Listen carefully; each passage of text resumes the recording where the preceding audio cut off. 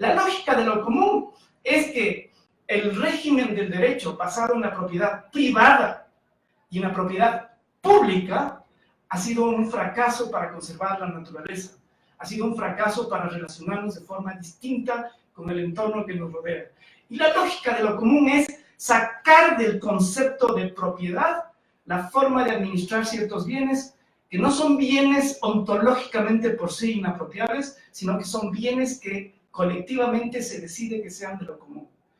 Y la idea es que esos no son bienes apropiados. En este libro que acabo, que se llama The Rise of Nature, en este libro hay una, a mí me ha impresionado porque la verdad, yo que estoy militando no como juez, sino más bien como fiscal, es una cosa que pronto también el Hugo se va a meter, el fiscal esto de los tribunales de derecho de la naturaleza, una de las cosas que impresiona terriblemente, y lo hicimos aquí en Quito como experimento en el año 2014, después nos fuimos a la COP de Lima, nos fuimos a la de París, fuimos ahora a la de Bonn, y lo que es impresionante es mirar la cantidad de gente que tiene ya una sensibilidad distinta y que tiene una forma, y que le resulta mucho más fácil entender la idea de derechos de la naturaleza.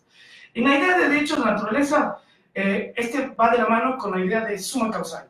Para mí, por ejemplo, el summa causae es cualquier forma no capitalista de relación humana. Ese es summa causae, bueno, es una, digamos, una de las miles de definiciones que puede y están en disputa aquí en Ecuador y en Bolivia con lo del summa causae. El Cormac Cunningham, que le vamos a tener aquí en el mes de septiembre, él escribió, a mí me parece que el primer tratado de derecho sobre los derechos de la naturaleza, él les llama el derecho salvaje. Y es interesante porque el derecho salvaje es por oposición al derecho civilizado. Y el derecho civilizado mira a la naturaleza como objeto, el derecho salvaje mira a la naturaleza como procesos en donde el ser humano está inserto. Y una de las cosas que dice Cormac, y lo insiste mucho en su libro, es que la mejor forma de aprender cómo tratar a la naturaleza como sujetos es aprendiendo de cómo los pueblos indígenas, después de toda esta época de colonialidad y colonización, siguen resistiendo.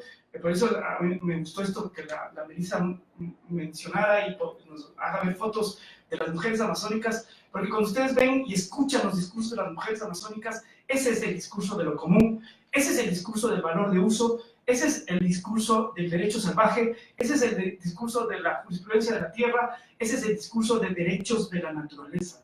Quienes saben derechos de la naturaleza son gente que está practicando formas distintas de relacionarse con la naturaleza, que pide disculpas cada vez que siembra, que pide disculpas cada vez que cosecha, que pide disculpas cada vez que mata a un animal, que cuida un árbol porque esa es una forma de abundancia, como piensan los guaraníes. Este principio de los guaraníes de la vida, plenitud, y esta cosa de que el árbol es de los monos y también es de los pájaros y es de los guaraníes y es de todos y no es de nadie. Esa lógica, digamos, hay mucho que aprender de los pueblos indígenas. Estas mujeres amazónicas que vimos hace un rato, yo alguna vez tuve la suerte de estar en una reunión por casualidad, en donde ellas, por casualidad digo porque me citaron a una reunión y fui a ese lugar y después no me quise salir, y estaban ellas hablando sobre una de las marchas que hicieron, de las varias que han hecho, y que ojalá, para mí ellas son las maestras del derecho constitucional contemporáneo. Para mí estos grandes, digamos, pensadores alemanes, italianos, ecuatorianos, jurisconsultos, decanos de facultades, ellos no están diciendo el derecho que necesita este mundo y que necesita nuestra Constitución. Las mejores constitucionalistas que ahorita existen son las mujeres amazónicas y son las que están dándonos estas voces impresionantes. Ellas decían una cosa que tiene que ver con todo esto que estamos hablando. Ellas decían, en algún rato, nuestros hombres tuvieron su tiempo, pero los hombres se vendieron a las petroleras. Y efectivamente ustedes van a ver en el último juicio que tuvimos, y ahí apareció justo una foto casual que fue el momento en que pasó esto, un juicio que tuvimos por los pueblos indígenas en aislamiento en el Sistema Interamericano de Derechos Humanos. El testigo del Estado era el representante de la NAHUE, y la testigo de los pueblos en aislamiento era la vicepresidenta de la NAHUE, que era la Alicia Cabuya, justo. Y ellos decían, nuestros hombres tuvieron su tiempo, pero nuestros hombres ya se vendieron, por camioneta, por gasolina, por sueldo. Nos toca a nosotros, ellos hicieron su trabajo, nos toca a nosotras. Y ustedes van a ver, cuando ellas marchan, cuando Cuando el discurso de esas, de la selva viva, este discurso cuando le dicen, oigan, ¿cuál es su universidad? Mi universidad es la selva. ¿Cuál es su aldea del milenio? La selva. ¿Dónde está su hospital? La selva. Y cuando dicen la selva y asocian con salud, con educación, con vida, con nutrición, están hablando de una relación distinta con la naturaleza. Ellas, digamos, ellas y muchos pueblos indígenas han recuperado ese lado salvaje que se llama Kunian, que deberíamos recuperar. Deberíamos ser un poquito más animales, bajarnos de este pedestal en el que estamos y ser un poquito más humildes.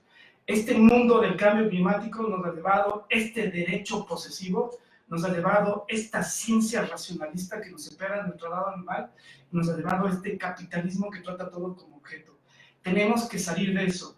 Y una de las formas de salir de eso es la conceptualización distinta de lo que debe ser el objeto del derecho. El objeto de derecho no es la propiedad, sino la no propiedad. El objeto de derecho no es la destrucción, consumo, acumulación, sino que es el cuidado y preservación y la protección.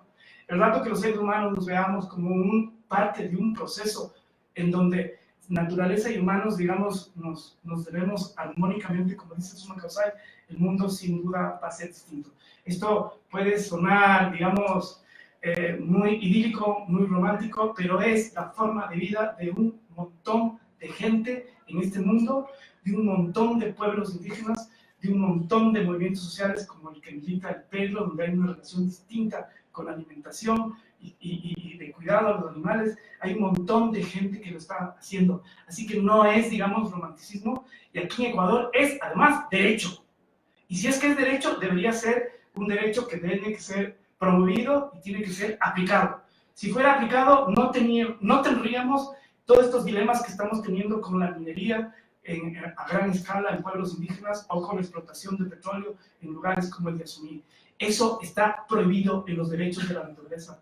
Pero ¿por qué no triunfa esto? Porque los intereses del capital y nuestra cultura antropocéntrica sigue siendo dominante. Pero por suerte hay gente como ustedes que vienen a estas charlas, hay gente que escribe esto, hay gente como el Pedro que milita en estos movimientos, hay gente como la Melissa, como la Lucía, y gente como ustedes, digamos, nos da esperanza de que las cosas pueden cambiar. Muchísimas gracias.